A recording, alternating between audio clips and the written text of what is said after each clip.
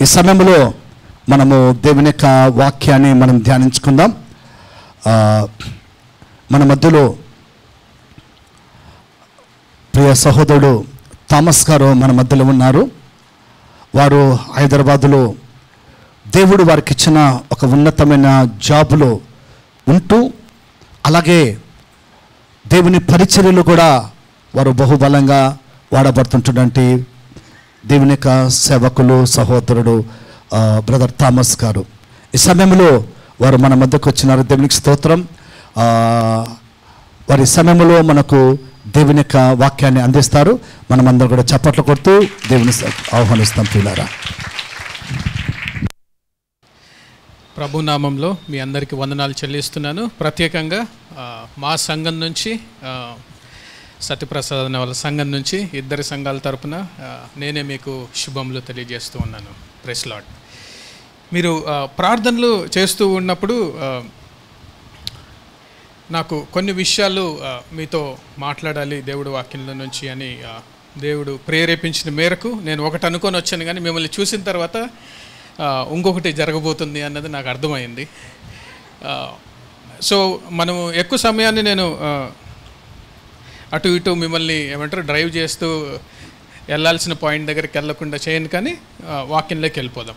మనము ఈ fasting prayers అన్నా కానీ లేదా ప్రేయర్ మీటింగ్స్ అన్నా కానీ పెట్టినప్పుడు ఒక ఉద్దేశాన్ని కలిగి ఉంటాం. ఫాస్టింగ్ ప్రేయర్స్ అంటే మనము చాలామంది ఏమనుకుంటాము అంటే భోజనం తినకుండా దేవుని కోసం ప్రార్థన చేయటము అనుకుంటాం. అంతేనా? ఇంకేమన్నా? మన బైబిల్లో చూసినట్టయితే ఫాస్టింగ్ చేసిన వాళ్ళలో చాలామంది ఉన్నారు. దావీదు ఉన్నాడు, యేసు ప్రభువు ఉన్నాడు, ఎలైజా ఉన్నాడు, చాలామంది ఉన్నారు. వాళ్ళు ఎందుకు చేశారని ఒకసారి ఆలోచన చేసినట్టయితే ఎన్నో విషయాలు బయలుపడతాయి మనకు. కానీ వాళ్ళు చేసినవే మనం ఈరోజు చేయాలా లేదా అన్నది ఒక ప్రశ్న. మనం ఏం చేయాలా అన్నది మనకు మోర్ ఇంపార్టెంట్ కదా. మీరు పక్కింట్లో ఏం చేశారన్నది చూస్తారా? మీ ఇంట్లో ఏం వంట వండారని చూస్తారా? పక్కింట్లోనే కదా. మీరు అబద్ధం చెప్తున్నారు, నాకు అర్థమైంది. పక్కింట్లో చికెన్ చేస్తే మన ఇంట్లో కూడా చికెన్ చేయాలి కదా. పక్కింట్లో మటన్ తలకాయ కూర చేస్తే మన దగ్గర కూడా అదే చేయాలి. అలా కాకుండా దేవుడు అందరికీ ఒకటే కాబట్టి వ్యక్తిగతంగా మనకు దేవుడు ఏం అందించబోతున్నాడు అన్న ఆలోచన చేద్దాం. మనం చాలా ప్రసంగాలు వింటాం కదా, దేవుడు మీకు ఇది చేయాలనుకుంటున్నాడు, ఇది వాగ్దానం చేస్తున్నాడు అని మనం అన్నీ నమ్ముతామని అనుకుంటాం. కానీ మనల్ని మనమే మోసం చేసుకునే పరిస్థితిలో 99% ఉంటాం. అందుకనే మన జీవితంలో దేవుడి కార్యం దేవుడు చేయట్లేదా, మనం చేయట్లేదా, మనల్ని ఆహ్వానించట్లేదా దేవుడి కార్యాన్ని? 99% దేవుడే చేయటానికి సిద్ధంగా ఉన్నా కానీ మనము దాన్ని అంగీకరించి మన హృదయంలో ఆహ్వానించే పరిస్థితి మన మనస్సుకు ఉండదు. కాబట్టి మన జీవితంలో కార్యాలు జరగకుండా ఉన్న సందర్భాలు 99% ఉంటాయి. మీరందరూ ఎన్నో విషయాల గురించి ప్రార్థన చేస్తూ ఉంటే నాకు ఒకటి అనిపించింది. దేవుడు మన ప్రార్థన చేస్తున్నప్పుడు ఏం చూస్తాడు? చాలామంది విశ్వాసం అంటారు. మనము బైబిల్ గ్రంథాన్ని ఆధారం చేసుకొని కాకుండా వ్యక్తిగతంగా మీరు ఒక మనిషిలాగా ఏమని ఆలోచిస్తారు? మనం ఒకరిని అడిగితే మన హృదయ పరిస్థితి ఏమని ఉంటుంది? వాళ్ళు మనకిస్తే బాగుండును అనుకుంటాం కదా. అంతేనా? మనం అడిగినా కానీ వాళ్ళు లేకపోయినా కానీ పర్లేదు అనుకుంటామా? సో అటుపక్క మనిషి ఆలోచన ఏమంటుంది? ఫర్ ఎగ్జాంపుల్ మీరు వచ్చి నా దగ్గరికి 1 లక్ష రూపాయలు అడిగారు అనుకోండి. అడగొద్దండి, మీటింగ్ అయిన తర్వాత. మీరు అడిగాక నేను ఇచ్చే పరిస్థితిలో లేను. సో మీ సైడ్ మీరు అడుగుతారు, ఇచ్చే వాళ్ళ సైడ్ ఒకవేళ మిమ్మల్ని నేను అడిగాను అనుకోండి, మీ సైడ్ పరిస్థితి మీ దగ్గర ఉన్నాయి అనుకోండి, నేను అడగను కానీ ఉన్నాయి అనుకోండి, మీ సైడ్ మీరు ఏం ఆలోచిస్తారు? అడుగుతున్నాడు కదా ఇద్దామా వద్దా అని ఆలోచన చేస్తారా? అడుగుతున్నాం కదా మన దగ్గర ఉన్నాయని ఇచ్చేస్తారా? ఇవ్వరు కదా, ఆలోచిస్తారు. ఎందుకు ఇవ్వాలి, కారణం ఏంటి, మీరు ఎందుకు అడుగుతున్నారు అని అడుగుతాం కదా. అవునా? మనం దేవుడిని అడుగుతున్నప్పుడు దేవుడు ఆలోచిస్తాడా లేదా? మరి ఇవ్వాలా వద్దా? మనం ఒక సైడే ఆలోచిస్తాం ప్రార్థన చేస్తున్నప్పుడు కదా. సో మనము ఏం చేద్దాము అంటే ఈరోజు యేసు ప్రభు ఎందుకు వచ్చాడు, ఆయన ఏ ఉద్దేశం కలిగి వచ్చాడు అన్నది చూసి కొన్ని వాక్యాల్లో నుంచి మనం ఈరోజు ఇంటికి ఏం తీసుకెళ్ళొచ్చు అన్న ఆలోచన చేద్దాం. ఎవరైనా తెలుగు బైబిల్లో ఉన్నట్టయితే లేదా కన్నడ బైబిల్లో ఉన్నా కానీ పర్లేదు. కన్నడ బైబిల్ అయితే మీరు చదవగానే నాకు అర్థం కాదు, కానీ తెలుగు బైబిల్ అయితే బెటర్ అనుకుంటాను. లూకాసు వార్త 4:18 చదువుతారా?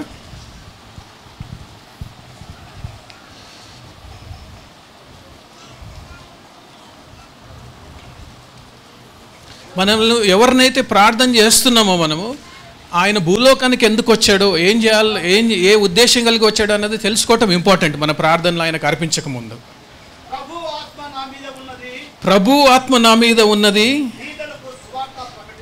బీదలకు సువార్త చెప్పండి, చదవండి. అభిషేకించను, చెరలో ఉన్న వారికి విడుదలను, గ్రుడ్డు వారికి చూపును, నలిగిన వారిని విడిపించుటకును. మనమందరం ఏదో ఒక సమస్య నలిగిపోతూ ఉన్నాం ప్రతిరోజు. యేసు ప్రభు అనేక విషయాలు చెప్పిన విషయాల్లో నలిగిన వారికి విడుదల పొందించడానికి కోసము వచ్చాను అని చెప్తూ ఉన్నాడు. సిలువలో ఏం చెప్తాడు? ఆఖరి మాటలు మనం పరిశీలించినట్టయితే ఒక మాట చెప్తాడు. ఏమని చెప్తాడు అంటే, నువ్వు నాకు అప్పగించిన పనిని నేను చేసి నా ఆత్మను నీకు అప్పగిస్తున్నాడు అని. నలిగిన వారికి విడుదలను చేయటానికి వచ్చిన దేవుడు తండ్రికి లెక్క చెప్తున్నాడు, నువ్వు ఇచ్చిన పనిని నేను చేశాను అని. అంటే దీనికి అర్థం ఏంటి? నలిగిపోతున్న ప్రతి వారికి విడుదలను ఆయన సిద్ధపరిచాడు అని. కానీ మన దగ్గరికి ఎందుకు రావట్లేదు?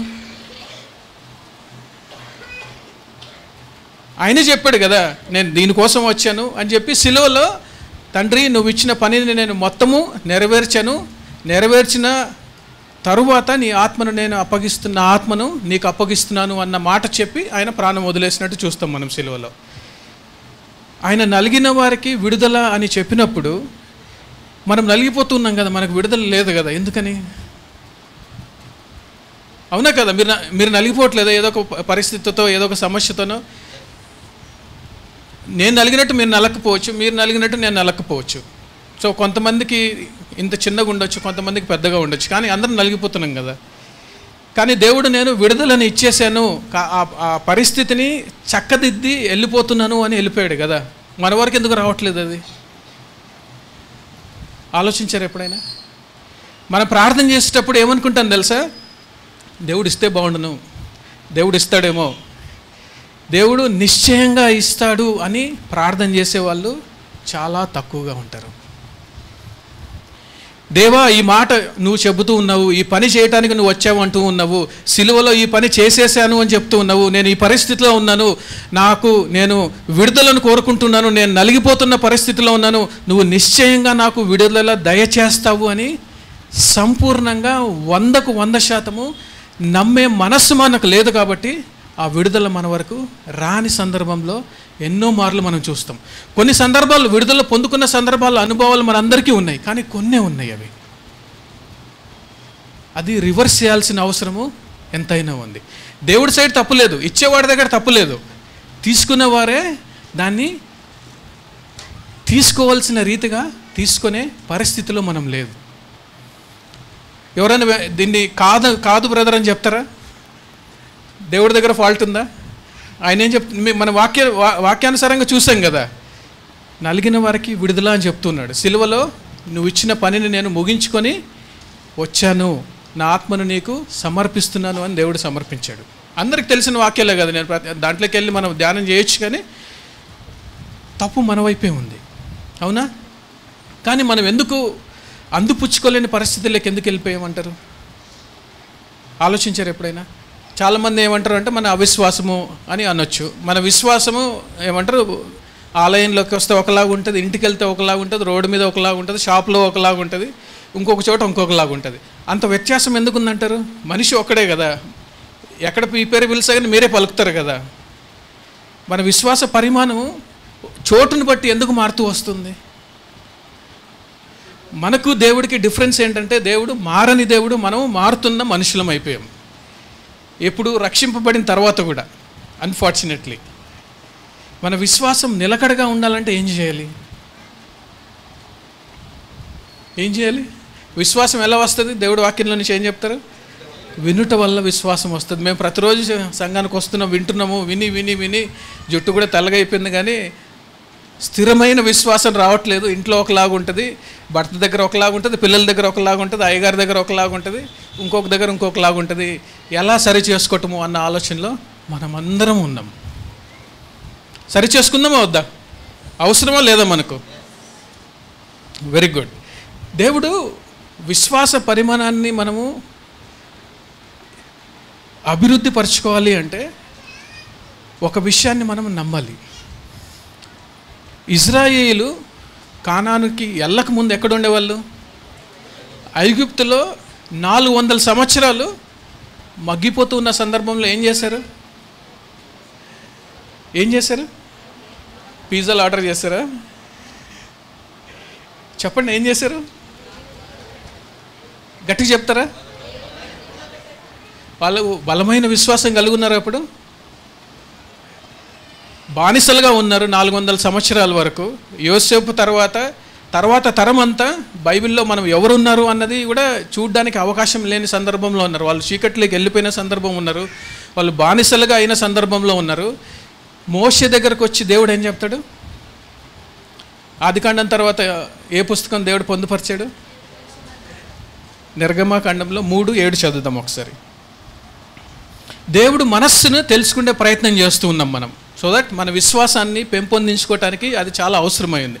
మన మనస్సు గురించి మనకు బాగా తెలుసు. దేవుడు మనస్సు గురించి సరైన అవగాహన లేకపోవటం వల్లే మన విశ్వాసము అనేక ప్రాంతాల్లో రకరకాలుగా ఉంటూ ఉన్నది. ఆ మాట చదువుతారు ఎవరైనా?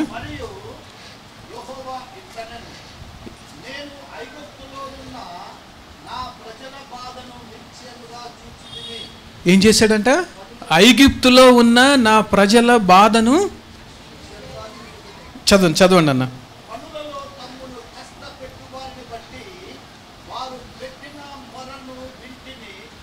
వాళ్ళు ఏం పెట్టారంట? వాళ్ళు పెట్టిన 2 విషయాలు ఉన్నాయి ఇందులో. త్వరగా చేద్దాం, ఏమంటారు, మనం వెళ్ళి చూద్దాం. మనకు సమయం సరిపోతుంది లేదా నాకు తెలియదు, కానీ will try to finish faster. 2 విషయాలు. ఆయన వాళ్ళకున్న పరిస్థితిని చూస్తూ ఉన్నాను, వాళ్ళు ఎటువంటి పరిస్థితిలో ఉన్నారు అన్నది చెప్తూ ఉన్నాడు. వాళ్ళు మొరపెట్టలేదు, ఇంకా వాళ్ళ పరిస్థితిని ఈ రకంగా వాళ్ళు ఉన్నారు అని చెబుతూ ఉన్నాడు. చెబుతూ వాళ్ళ మొర నా దగ్గరకు వచ్చింది, వాళ్ళకున్న పరిస్థితి వాళ్ళు చెబుతూ ఉన్నారు అని చెప్తున్నాడు. ఇక్కడ మనం అర్థం చేసుకోవాల్సింది 2 విషయాలు. ఒకటి, మనకున్న పరిస్థితులు, మనం ఏ విషయాల్లో నలిగిపోతున్నాము అన్నది దేవుడికి ఆల్రెడీ తెలుసు, చూస్తూ ఉన్నాడు. ఇజ్రాయేలీయులని ఐగుప్తులో ఎటువంటి పరిస్థితుల్లో వాళ్ళు ఉన్నారు అన్నది దేవుడికి తెలుసు. వాళ్ళు మొర పెట్టినప్పుడు దేవుడు ఏం చేశాడు?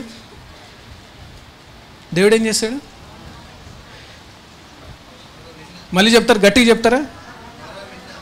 మొర విని ఏం చేశాడు? ఇప్పుడు మోషే లేడు కదా మనకు. మన సంగతి ఏంటి? విజయ్ కుమార్ గారు వస్తారా? సత్యప్రసాద్ గారు వస్తారా?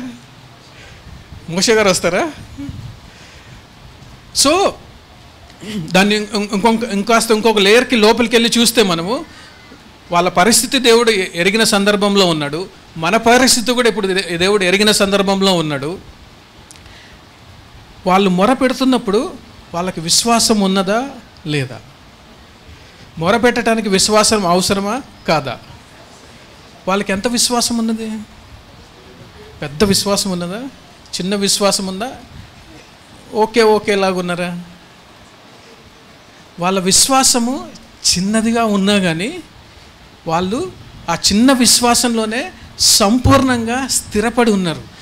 మా పితరుడైన అబ్రహాము దేవుడు మొర పెడితే, ఆ దేవుడికి మొర పెడితే ఆయన ఆలకించే దేవుడు అని ఆ విశ్వాసం వాళ్ళది చాలా చిన్న పరిమాణంలో ఉన్నప్పటికీ వాళ్ళు సంపూర్ణంగా 100% నమ్మారు.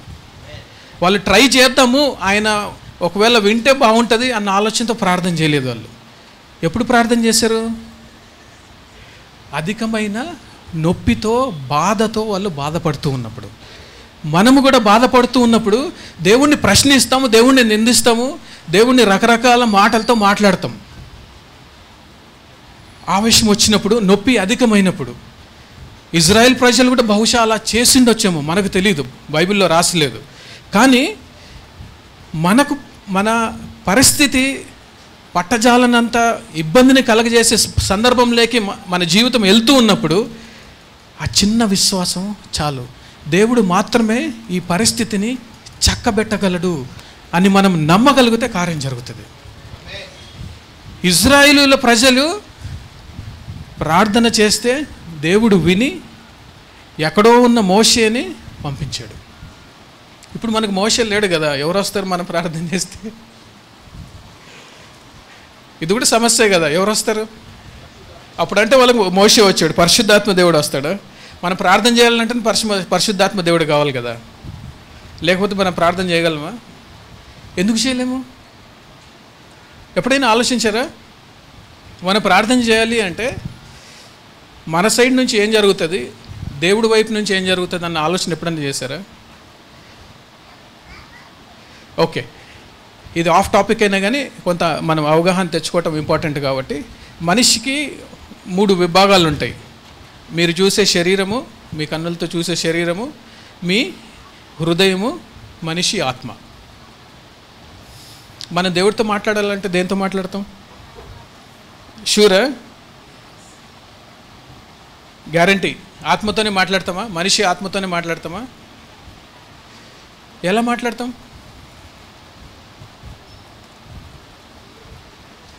ఎలా మాట్లాడతాం? అన్య భాషలతోనా?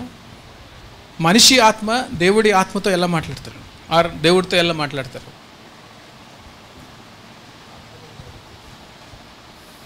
ఆత్మతోనే ఎందుకు మాట్లాడాలి? ఎందుకు మన శరీరంతో మనం మాట్లాడలేమా? మన హృదయంతో మాట్లాడలేమా? ఆత్మతోనే ఎందుకు మాట్లాడాలి? దేవుడు ఆత్మయ్య ఉన్నాడు. Very good. సో మన శరీరంలో ఆత్మ అనే విభాగం మాత్రమే దేవుడితో సంభాషించే అర్హత లేదా ఆ ప్రొవిజన్ని దేవుడు మన శరీరానికి ఇవ్వలేదు, మన మనస్సుకి ఇవ్వలేదు, మన ఆత్మకు మాత్రమే ఇచ్చాడు. మరి హృదయంలో మన ఏం జరుగుతుంది? ఆత్మ ఒంటరిగా వెళ్ళి దేవుడితో మాట్లాడుతుందా, లేకపోతే హృదయాన్ని కూడా తీసుకెళ్తుందా హృదయాన్ని కూడా? సో హృదయంలో ఏం జరుగుతుంది? మనం ఏడుస్తాం కదా, నేను ఇలా ఫీల్ అయ్యాను, నేను ఎవరన్నా సిస్టర్స్ ఇవాళ చర్చ్కి వెళ్దామంటే నాకు చర్చ్ రావాలని అనిపించట్లేదు ఇవాళ అంటాం కదా, అవన్నీ హృదయంలో జరుగుతాయి. ఆత్మ దేవుడి ఆత్మతో, మనిషి ఆత్మ దేవుడి ఆత్మతో మాట్లాడడం జరుగుతుంది ప్రార్థన ద్వారా. ఆ ప్రార్థనను మనం చెయ్యాలి అంటే, సత్యముని ఆధారం చేసుకొని ప్రార్థన మనం చెయ్యాలి అంటే పరిశుద్ధాత్ముడి సహకారము, ఆయన హెల్ప్ 100% కావాలి. లేకపోతే మనిషి ప్రార్థన మనకు సంబంధించిన విషయాలను బట్టి మనము చేస్తాం. అంటే అసత్యానికి సంబంధించిన విషయాలు ఎప్పుడైతే మనం చేస్తామో అక్కడ ఆత్మ కార్యము జరగట్లేదు అని అర్థం. ఆత్మ సంబంధమైన విషయాలు మనం చేస్తున్నాము అంటే అది సత్యానికి విరుద్ధంగా ఉండదు అనేది మనం గుర్తుపెట్టుకోవాలి. ఇది చాలా కాంప్లికేటెడ్ టాపిక్, కానీ మీకు క్లుప్తంగా చెప్పి మనం ముందుకెళ్దాం, మనకు సమయం తక్కువ ఉంది కాబట్టి. మరొకసారి మీ దగ్గరకు వచ్చినప్పుడు ఈ 3 విభాగాల్లో ఏం జరుగుతుంది అని ఒక్కొక్క విభాగం గురించి ఈజీ గంట సేపు మనం మాట్లాడుకోవచ్చు. సమయం ఇప్పుడు లేదు కాబట్టి మనం అటువైపు వెళ్ళట్లేదు. సో మనము ఇక్కడికి వచ్చేద్దాం. వారు మొరలను దేవుడి దగ్గర ఉంచినప్పుడు ఆ చిన్నపాటి విశ్వాసం, దేవుడు అబ్రహాంని రక్షించినట్లు మమ్మల్ని కూడా రక్షించుతాడు. యోసేపు వారి కుటుంబాన్ని రక్షించడానికి యోసేపును ఆధారంగా చేసుకొని యోసేపు కుటుంబకులను అందరినీ రక్షించాడు అన్న ఆ విశ్వాసంతో వారి పెద్దలు చెప్పిన ఆలోచనని బట్టి వారు నమ్మి దేవుడికి ఎప్పుడైతే ప్రార్థన చేశారో అప్పుడు దేవుడు మోషే దగ్గరికి వెళ్ళి మాట్లాడుతున్న సంభాషణ మనం చూస్తూ ఉన్నాం. మోషే గొప్పవాడా? దేవుడు ఆయనతో మాట్లాడుతున్నప్పుడు 40 సంవత్సరాల తర్వాత ఎలా ఉంటుంది?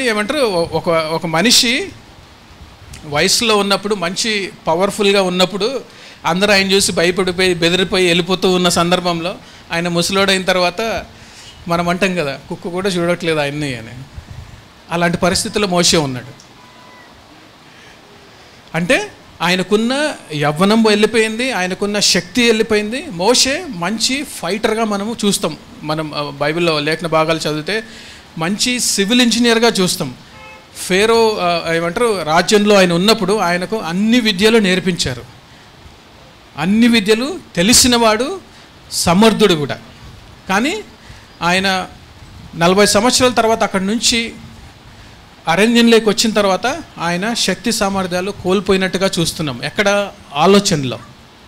ఆయన ఆలోచనలో నేను బలహీనుణ్ణి అన్న ఆలోచనతో ఉన్న సందర్భాన్ని మనం చూస్తూ ఉన్నాం. దేవుడు ఆయన దగ్గరికి వెళ్ళి ఇజ్రాయేలులని రక్షించటానికి నేను నిన్ను ఎన్నుకున్నాను అంటే సాకులు చెప్తూ ఉంటాడు.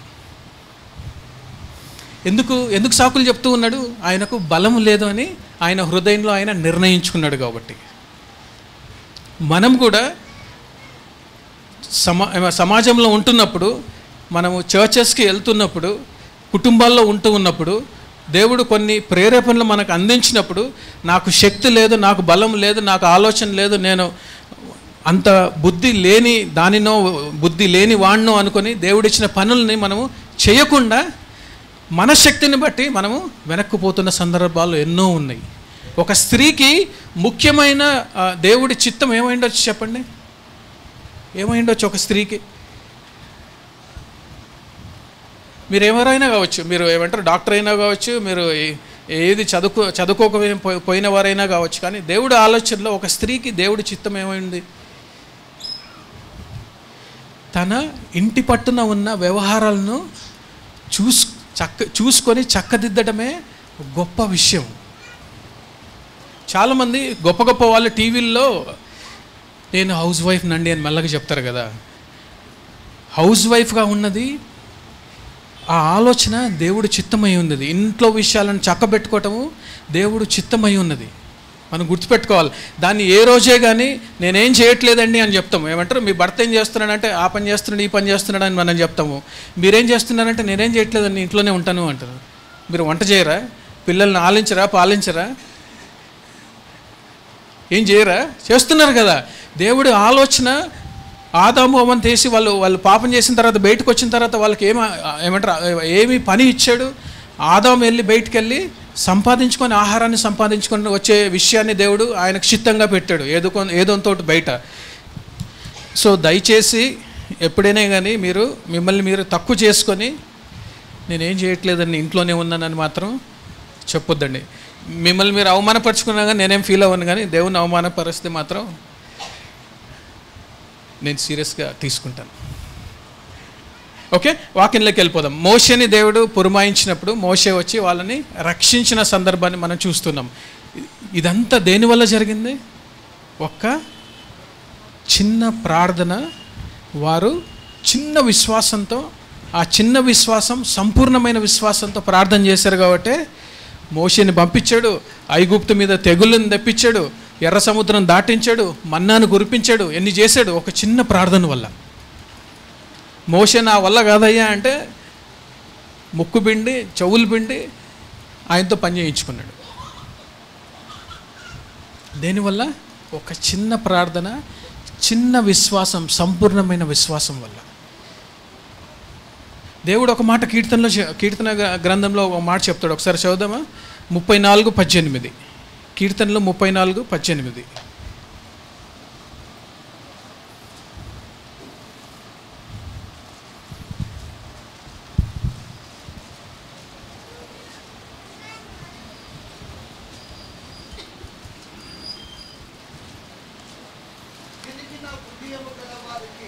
విరిగిన హృదయము గలవారికి యెహోవా ఆసన్నుడు. చదవండి. ఆయన రక్షించును. చూసారా, యేసయ్యకున్న ఆలోచనని యెహోవాకున్న ఆలోచనని రెండు ఒకటే ఉన్నాయి. మనం ప్రార్థన చేస్తున్నప్పుడు నేను పెద్ద కాంప్లికేటెడ్ మాటలు చెప్పను, కానీ మన విశ్వాసం చిన్నదైనా కానీ ఆ చిన్న విశ్వాసము సంపూర్ణమైన విశ్వాసం అవుతే కార్యము జరగకుండా ఉండే అవకాశము ఎంత మాత్రం లేదు. మనం అడిగేవి సత్య దూరం కాకుండా సత్యానుసారంగా ఉన్నట్టయితే జరగకుండా ఉండే అవకాశమే లేదు. జరగకపోతే నా జీవితాన్ని పనంగా పెడతాను నేను. ఛాలెంజ్. మీరు పెడతారో లేదో నాకు తెలియదు. నేను ఎందుకు అంటున్నాను అంటే వాక్యం మీద అంత విశ్వాసం ఉంది నాకు. నా పైన విశ్వాసం లేదు, కానీ జరగకుండా ఉండే అవకాశమే లేదు. మనమందరం ఎలా బిహేవ్ చేస్తామంటే కొన్నిసార్లు, మిమ్మల్ని నేను ఏలైతే చూపించడానికి చేయట్లేదు, కానీ శిష్యులలో అందరి శిష్యులలో ఫేవరెట్ శిష్యుడు అంటే ఒక్కొక్కరు ఒక్కొక్కలా ఉంటారు కదా. అనుమానించే శిష్యుడు ఎవరు? తోమా కదా. నిజంగా అనుమానించేవాడేనా? అప్పుడప్పుడు అయ్యగారు చెప్తున్నారు. మనమందరం అలా అనుమానించడంలో తప్పులేదు. అనుమానాన్ని నిర్వృత్తి చేయకుండా ఉండటం తప్పు. జనరల్గా ఇంట్లో జరిగే విషయాలు చెప్తున్నాను నేను. భర్త మీదకు భార్య అనుమానం ఉన్నా, భార్యకు భర్త మీద అనుమానం ఉన్నా అడగకుండా విడివిడిగా ఉండే పరిస్థితి వరకు తెచ్చుకుంటారు. అడిగితే అటో ఇటో అక్కడే అర్థమైపోతుంది. ఒకవేళ తప్పు చేసినట్టయితే సరిదిద్దుకోవటానికి అవకాశం ఇచ్చే పరిస్థితి ఉంటుంది. అడగకుండా ఎందుకు అడగరు తెలుసా? ఈగో. నువ్వు నాకు చెప్పాలి కదా, పెళ్లి చేసుకున్నాను కదా, నువ్వు నాలో సగభాగం కదా, ఆటోమేటిక్గా నాకు చెప్పాలి, నా మనసులో ఏముందో నువ్వే తెలుసుకోవాలి. ఇవన్నీ వ్యవహారాలు మంచి ఏమంటారు సంస్కృతిని తీసుకురావు మ్యారేజ్ లైఫ్లో. ఏదైనా ఉన్నట్టయితే అడగాల్సిన అవసరం ఉంది. గుర్తుపెట్టుకోండి, భార్యాభర్తల మధ్య 90% భేదాభిప్రాయాలు ఈగో వల్లనే వస్తుంది. ఎందుకు? నువ్వు చెప్పొచ్చు కదా, నేను అడగలనా, ఇంతకాలం కలుస్తున్నాం కదా, చెప్పొచ్చు కదా నువ్వు అంటే, నువ్వు అడిగితే నేను చెప్పేవాడిని అటుపక్క మనిషి అంటాడు. ఆడ కావచ్చు, మొగ కావచ్చు. సో కమ్యూనికేషన్ ఏమంటారు ఒక రిలేషన్షిప్లో లేకపోతే ఈగోనే వస్తుంది. ఓకే, మనం వాక్యానికి వద్దాం. ఎక్కడ మాట్లాడుకుంటున్నాం? ఎవరైనా గుర్తు చేస్తారా? తోమా గురించి మాట్లాడుతున్నప్పుడు తోమా ఏం చెప్తాడు? యేసు ప్రభు మిగతా శిష్యుల్ని చూసేసి వెళ్ళిపోతే, ఎప్పుడు ఆయన రిజరక్షన్ అయిన తర్వాత, పునరుద్ధానుడు అయిన తర్వాత రూమ్లోకి వచ్చి శిష్యులకు కనిపించి కొంత సంభాషించి వాళ్ళతో వెళ్ళిపోయిన తర్వాత తోమా వస్తాడు. అప్పుడు తోమా ఉండడు. తోమా వచ్చి శిష్యులు చెప్తాడు, తోమా అయ్యగారు వచ్చారయ్యా, మేము చూసాము, ఆయనతో మాట్లాడాము అంటే, తోమా ఏం చెప్తాడు? నేను ఆ సిలువ కొట్టిన చేతుల్లో ఏలు పెట్టి చూసి నిర్ధారించుకునేంతవరకు నేను నమ్మనయ్యా. అంతవరకు ప్రాబ్లం లేదు అక్కడ. మనం కూడా అనొచ్చు, దేవుడా నాకు విశ్వాసం కలగట్లేదు, విశ్వాసం కలిగించు అని మనం దేవుడిని అడగొచ్చు. దేవుడు తోమాకు విశ్వాసం కలిగించడానికి కోసము మాత్రమే వచ్చాడు. మళ్ళీ వచ్చి ఏమంటాడు దేవుడు? నేను వచ్చాను, ఏళ్ళు పెట్టి చూసుకో ఇప్పుడు అంటాడు. దేవుడు ఎందుకు వచ్చాడు? తోమా విశ్వాసాన్ని నివృత్తి చేయాల్సిన నిజంగా అవసరం ఒక దేవుడికి ఉందా? మనం మనుషుల్లాగా ఆలోచిస్తే దేవుడికి లేదు అనుకుంటాం, కానీ దేవుడు కాబట్టి ఉంది అనుకున్నాడు. ఆయన విశ్వాసాన్ని నివృత్తి చేయడానికి వచ్చినవాడు. మన విశ్వాసాన్ని మనం నివృత్తి చేయడానికి ఆయన అడిగితే 100% వచ్చి విశ్వసించు అని చెప్పడానికి అన్ని రకాలుగా దేవుడు ప్రయత్నం చేస్తాడు. కానీ మనం అడగం. మనకి ఈగో దేవుడి పైన కూడా ఇంట్లో ఉన్నట్టు. ఆయన దేవుడు కదా, అన్నీ చేయాలి కదా, అన్నీ చేయొచ్చు కదా, నేను ఎందుకు అడగాల అంటే ఏమంటారు? మనం అమ్మ భోజనం ఎప్పుడు పెడుతుందంట? అమ్మకే అంత ఈగో ఉంటుంది, దేవుడికి అంత ఈగో ఉండాలి? ఈగో లేదు కానీ చెప్తున్నాను, అది ప్రేమలో నుంచి వచ్చే ఏమంటారు ఎక్స్ప్రెషన్. సో అందుకని తోమా అడిగాడు, ఆయనకు అనుమానం ఉంది, శిష్యులతో అన్నాడు. దేవుడు వచ్చి నివృత్తి చేసుకున్నప్పుడు వెనక్కి తిరిగాడా? ఇంకెక్కడైనా అనుమానం పడ్డాడా? భారతదేశంకి వచ్చి తన ప్రాణాన్ని కోల్పోవటానికి కూడా సిద్ధపడ్డాడు. అనుమానం ఉండడం తప్పులేదు. నిర్వృత్తి చేసుకునే మార్గాన్ని దేవుడు అందించినప్పుడు దాన్ని మనం అన్వేషించి విశ్వాసాన్ని స్థిరపరచుకొని దేవుడు బలంగా ముందుకెళ్లాల్సిన బాధ్యత ప్రతి విశ్వాసం మీద ఉంది. విశ్వాసం ఒకవేళ నాకు లేదండి, విశ్వాసం ఈనాడు విశ్వాసాన్ని నేను నా జీవితంలోకి తెచ్చుకుందాం అనుకుంటున్నాను, అంగట్లో సరుకులాగా అనుకుంటే ఎలా తెచ్చుకుంటారు? వాక్యం వింటున్నప్పుడు మనకు ప్రశ్నలు వచ్చినా, సందేహాలు ఉన్నా కానీ దేవుడి దగ్గర కలిగినప్పుడు దేవుడు 100% వాటికి సమాధానాలు చెప్తాడు. సమాధానాలు చాలామంది విశ్వాసులు ఎక్కడ పడిపోతారు తెలుసా? దేవుడు సమాధానం చెప్పిన తర్వాత మాకు తెలుసులే అని వెనక్కి తిరిగి వెళ్ళిపోతారు. అందుకనే మన విశ్వాస జీవితము ఎప్పుడు పడుతూ లేస్తూ ఉంటాం. ఎక్కువసార్లు పడుతూ ఉంటాం, అప్పుడప్పుడు లేస్తూ ఉంటాం. అట్లీస్ట్ మనము అప్పుడప్పుడు పడినా కానీ బహుశా దేవుడు ఆనందించేవాడేమో. గుర్తుపెట్టుకోండి, తోమాలాగా అనుమానం ఉండటం తప్పు కాదు. దాన్ని మనము క్లియర్ చేసుకున్న తర్వాత దేవుడు ఇది అని మనకు అర్థం చేపించిన తర్వాత వెనక్కి వెళ్ళటము మంచిది కాదు. వెనక్కి వెళ్ళటం ఎలా ఉంటుందంటే, కుక్క తిన్నదే కక్కి మళ్ళీ తిన్నట్టు అవుద్ది. ఎలా ఉంటుంది ఊహించుకోవటానికి విచిత్రంగా, లోపలంతా ఎబ్బెట్టుగా ఉంటుంది కదా. తిన్నది కక్కి మళ్ళీ తింటే ఎలా ఉంటుంది ఫీలింగ్? ఊహించుకోవడానికి చాలా చండాలంగా ఉంది కదా, పిల్లలు నవ్వుతున్నారు ఇక్కడ, మీకు మీకు ఏమంటారు బల్బులు ఎలగదేమో ఇంకా. సో అందుకని నేను ఎందుకు చెప్తున్నాను అంటే, మీలో కొంతమంది బహుశా ఉండొచ్చేమో, ఉన్న పరిస్థితులను బట్టి, ఉన్న ఇబ్బందులను బట్టి, ఉన్న బాధను ఏమంటారు మనం భరించలేని బాధ అని మనం అనుకుంటున్న సందర్భంలో ఇవన్నీ మీకు ఎక్కలేని సందర్భంలో ఉండొచ్చు. కానీ ఒకటైతే నేను నా పర్సనల్ వ్యక్తిగతమైన అనుభవంతో చెప్పగలను, నాకు బాధ ఉంది అని మన బాధను 100% ఏ మనిషి అర్థం చేసుకోలేడు. ఎవరైనా చెప్పగలరా మనకున్న బాధను, మనకున్న ఇబ్బందిని అటుపక్క మనిషి భర్త అవ్వచ్చు, భార్య అవ్వచ్చు, స్నేహితుడు అవ్వచ్చు, ఇంకెవరైనా కావచ్చు, 100% మనం ఏం అనుభవిస్తున్నామో 100% ఏ మనిషి అర్థం చేసుకోలేడు.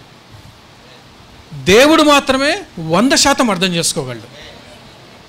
ఆ దేవుడి దగ్గరికి మనం వెళ్ళినట్టయితే నాకు విశ్వాసం లేదా, మనం యాక్టింగ్ చేయాల్సిన అవసరం లేదు. రోడ్డు మీద నిలబడి మహోన్నతమైన దేవా అని ఇంటికి వెళ్ళి అన్ని విచిత్రమైన ఏమంటారు అసాంఘిక కార్యక్రమాలన్నీ చేసుకుంటే మనము హిపోక్రిట్స్ అవుతాం. మన మనస్సును విప్పాలని దేవుడు ఆశపడుతూ ఉన్నాడు, మన మనసుతో మాట్లాడాలని దేవుడు ఆశపడుతూ ఉన్నాడు.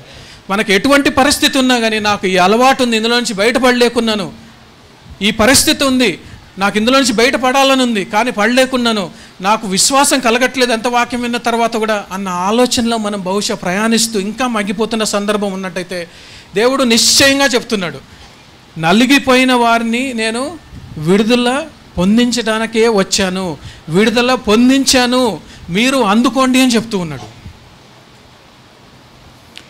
మనము దేవుణ్ణి నమ్మగలిగితే మన భర్తలను కానీ, భార్యలను కానీ, మన స్నేహితులను కానీ, వేరే వాళ్ళని నమ్మగలం. ఎదుట ఉన్న మనిషినే నమ్మలేని పరిస్థితి ఎందుకు వస్తుందంటే, ఎంతమంది మనం నిజంగా నమ్మగలం 100%?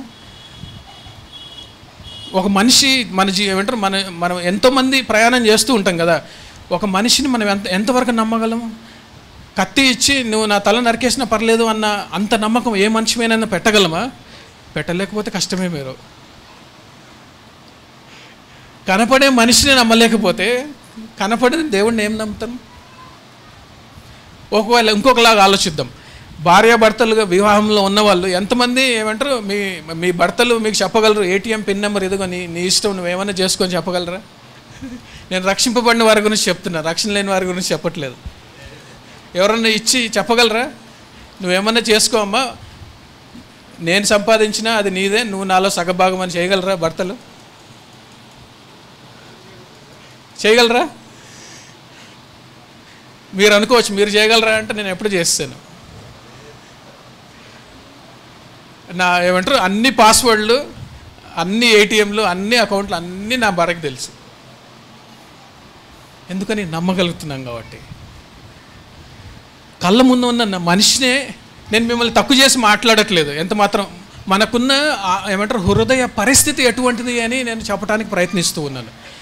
నేను ఎందుకు నమ్మగలుగుతున్నాను? దేవుడు ఏం చెప్పాడు వాక్యంలో? భర్తలారా మీ భార్యలను మీరు ప్రేమించమన్నాడు. ప్రేమించే దాంట్లో కండిషన్స్ ఏం లేవు. ఏటీఎం కార్డు నెంబర్ ఇవ్వను, ఇది ఇవ్వను, అది ఇవ్వను, నో కండిషన్స్. దేవుడు ప్రేమలో కండిషన్స్ లేవు. దేవుడు మనల్ని ప్రేమించాడు, మనల్ని మన భార్యలను అన్కండిషనల్గా ప్రేమించమంటూ ఉన్నాడు. నిజమైన సత్యము ఎరిగిన వారు సత్యాన్ని మనము కొనసాగించే వారంగా ఉన్నట్టయితే అటువంటి పరిస్థితి జరుగుతుంది. మీరు ఇంటికి వెళ్ళి మీ భర్తలను అడగొద్దండి ఏటీఎం పిన్ నెంబర్ లేవమని. ఒక రోజులో జరిగే ప్రక్రియ కాదు అది. బ్రదర్స్ మీరు భయపడొద్దండి, ఒక రోజులో జరిగే ప్రయాణం కాదు అది. అది దినదినంగా మెల్లమెల్లగా జరుగుతుంది, స్లోగా జరుగుతుంది. సో ఆ బ్రదర్ ప్రసంగం చేశారు, కమాన్ ఇచ్చేసేయండి, ఇంకా మీ పర్స్ లాగేసుకుంటామని అలా చేయొద్దండి, పాపం వాళ్ళు ఇబ్బంది పడతారు. మెల్లగా జరుగుతుంది. మొదటి రోజు నేను కూడా ఇవ్వలేదు. ఒకవేళ ఎగ్జాంపుల్గా చెప్పాలంటే, ఉద్యోగం మేము కలిసి చేస్తున్నప్పుడు మొదటి రోజు నేను కూడా ఇవ్వలేదు. కొన్ని సంవత్సరాల తర్వాత దేవుడు వాక్యం నాకు అర్థమైన తర్వాత, ఓహో మనం ఇలా ఉండాలి కదా అని అర్థం చేసుకున్నప్పుడు తర్వాత నేను తనకు కంప్లీట్ యాక్సెస్ ఇచ్చాను. ఓకే.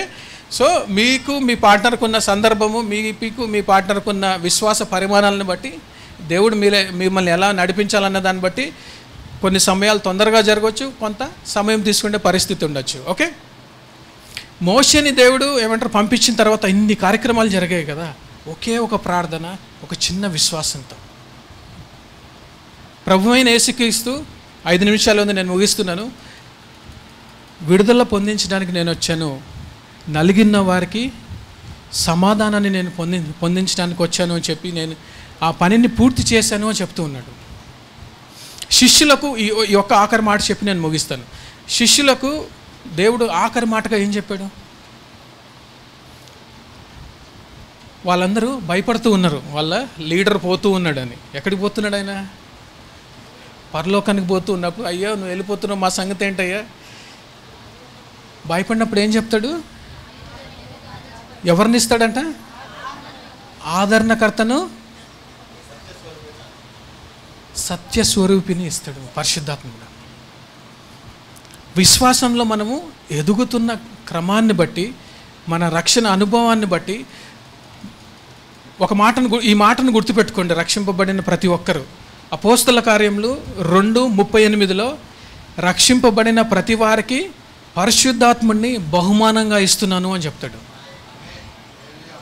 బహుమానము అంటే మీ బర్త్డే అనుకోండి, నేను గిఫ్ట్ తీసుకొని వచ్చాను అనుకోండి, అది మీద అవుద్దా? అవుతుందా మీది? అవ్వదు కదా. ఎలా అవుతుంది? నా చేతుల్లో ఉంది కదా. మీది ఎప్పుడు అవుద్ది? యేసుప్రభు ఏం చెప్తున్నాడు వాక్యంలో?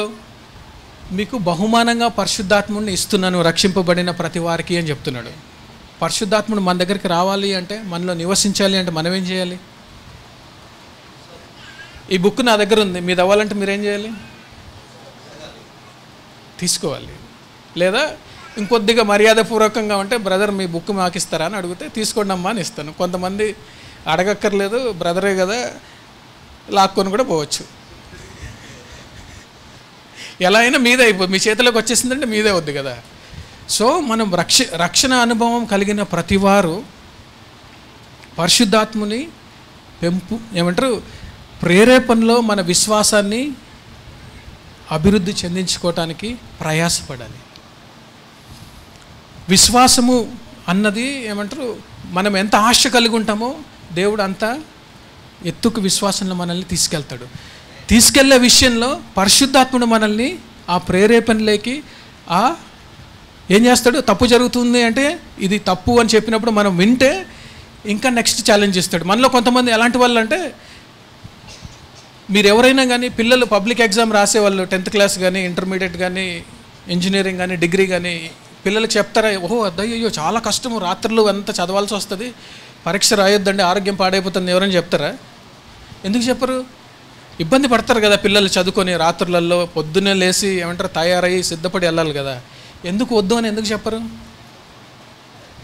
పరిశుద్ధాత్ముడు కూడా అలానే పనిచేస్తాడు. మనము ఒక సత్యాన్ని అంగీకరించి ముందుకెళ్తూ ఉన్నప్పుడు, ఇది చేయొద్దు అన్నప్పుడు మనం చేయకుండా ఆగిపోయి దానికి లోబడి ముందుకెళ్తున్నప్పుడు ఇంకొక పరీక్ష పెడతాడు. అలా అలా అలా మనల్ని బలపరుచుతూ పోతాడు. మనం ఏమనుకుంటామంటే దేవుడు మనల్ని టెంప్ట్ చేస్తున్నాడు అన్న ఆలోచనలో మనం ఉంటాం. కానీ దేవుడు మనల్ని ఆయన స్వరూపంలోకి మార్చుకోవాలనే ఆశతో మనల్ని ఒకదాని తర్వాత ఒకటి మనల్ని పరీక్షిస్తూ వెళ్తాడు. మనల్ని బలపరిచిన తర్వాత మన ద్వారా వేరే వాళ్ళని బలపరచబడ్డానికి ఆయన ఆశ కలిగి ఉంటాడు. అలా విశ్వంలో ఉన్న ప్రతి మనిషికి దేవుణ్ణి పరిచయం చేయాలని, దేవుడి ఆత్మ ద్వారా వచ్చే శక్తిని మనము షేర్ చేసుకోవాల్సిన బాధ్యత మనందరి మీద వస్తుంది. జెర్మయా 40 సంవత్సరాలు ఏడ్చాడంట, వీళ్ళు ఏం చేస్తున్నారు, ఎంత మాత్రం దేవుడి వాక్యానికి ప్రతిస్పందించట్లేదు అని. 40 years, 40 సంవత్సరాలు. ఎవరైనా వెయిట్ చేయగలరా? మన జీవితకాలంలో అయితే సగం జీవితం అయిపోద్ది. 40 వస్తే హాఫ్ సెంచరీ కొట్టినట్టు. యాక్చువల్లీ 50కి హాఫ్ సెంచరీ అయినా కానీ మనం 70-80 కంటే ఎక్కువ బతికే పరిస్థితిలో మనం లేము. ఆయన 40 years వరకు వాళ్ళ కోసం ప్రయాసపడిన సందర్భంలో ఫలితం లేకపోతే ఆయన ఏడ్చేవాడంట. ఎందుకని? సత్యము ఆయన హృదయంలో నిత్యము నివసింపజేయటానికి ఆయన ఇష్టపడ్డాడు కాబట్టి. ఇది సత్యము, బయట ఉన్నది అసత్యము జరుగుతుంది, దారుణాలు జరుగుతున్నాయి, అలా వద్దు, మనము ఇలా మారాలి అని ఆయన బలంగా ప్రేరేపించబడి సత్యాన్ని కోరుకుంటూ ఉన్నాడు. మనం ఎంతవరకు సత్యాన్ని కోరుకుంటున్నాం మన హృదయానికి తెలుసు. ప్రార్థన గురించి ఒక పర్సనల్ ఎక్స్పీరియన్స్ నేను ఒక మాట చెప్పి ముగిస్తాను. నేను పడడానికి మా అమ్మగారు నాన్నగారు ఎన్ని సంవత్సరాలు ప్రే చేసి ఉండొచ్చు? 1, 2, 3. ఇక్కడ తెలిసిపోద్ది మీ పేరెంట్హుడ్ ఏంటో అన్నది ఇక్కడ తెలిసిపోద్ది. మన బిడ్డల కోసం ఎటువంటి ఆలోచనలు కలిగి ఉన్నామని తెలిసిపోతుంది. మా అమ్మగారు మా నాన్నగారు 25 సంవత్సరాలు పొద్దున రాత్రి దేనికోసం ప్రేయర్ చేశారు? గొప్పవాడిని అవ్వాలని కాదు, రక్షింపబడాలని. ఆ ఒక్క మాటనే వాళ్ళు 25 సంవత్సరాలు, వాళ్ళకు జ్వరం వచ్చినా, ఆరోగ్యం బాగున్నా, ఆరోగ్యం బాగాలేకున్నా పొద్దున రాత్రి ప్రార్థన చేసేవాళ్ళు. మీరు ఆలోచించుకోండి, మీ పిల్లల గురించి ఎటువంటి ప్రార్థనలు చేస్తున్నారు? డాక్టర్లు అవ్వాలన్నా, కలెక్టర్లు అవ్వాలన్నా, ప్రైమ్ మినిస్టర్లు అవ్వాలన్నా, ఇంజనీర్లు కావాలన్నా, లేకపోతే నిజమైన రక్షణ కలిగి ఉండటం శ్రేష్టమని అనుకుంటున్నారా లేదా అన్నది. వారు ప్రార్థన చేశారు కాబట్టే దేవుడు నా మనస్సుని మార్చడానికి ఇష్టపడ్డాడు. దేవుడు మనల్ని, మన హృదయాల్ని కట్టాలని ఇష్టపడుతూ ఉన్నాడు మనం అంగీకరిస్తే. కొన్ని సందర్భాల్లో మన ప్రార్థనల ద్వారా పని జరుగుతుంది. ఇందాక మనం మాట్లాడుకున్నట్టుగా ఇజ్రాయేలీలు వాళ్ళు మొరపెడితే, ఇజ్రాయేలీలు ప్రార్థన చేసే వాళ్ళు కొంతమందే ఉండిండొచ్చు ఆ గుంపులో, కానీ అన్ని లక్షల మందిని దేవుడు ఐగుప్తు నుంచి ఎర్ర సముద్రం ద్వారా తీసుకెళ్ళినట్టుగా మనం చూస్తూ ఉన్నాం. ప్రార్థనకున్న శక్తి అదే. మోషే ఒక్కడే, దేవుడు ఒక్కడే, ప్రార్థన ఒకటే, విశ్వాసం ఒకటే, కానీ దాని ఫలితం ఎన్ని లక్షల మంది పొందుకున్నారు. ప్రార్థనకున్న శక్తి అది. విశ్వాసము చిన్నదిగా ఉంది అని మనము దాన్ని తక్కువ చేసుకోకుండా, ఆ చిన్న విశ్వాసమైనా కానీ స్థిరమైన విశ్వాసం ఉన్నట్టయితే కార్యము మన జీవితంలో 100% సంపూర్ణంగా దేవుడు జరిగించి మన హృదయాలను, మన కుటుంబాలని నెమ్మదిపరుస్తాడు. ఇది మనం నమ్మగలిగితే విరిగి నలిగి హృదయాలని దేవుడు బాగు చేసే దేవుడు అని సంపూర్ణంగా నమ్మి మనం ప్రార్థన చేయగలిగితే, నా జీవితంలో, మనందరి జీవితంలో ప్రతి నిత్యము దేవుడి కార్యాలను మనం చూస్తాం. Praise Lord. తలలు వంచినట్టయితే ప్రార్థన చేసుకుందాం.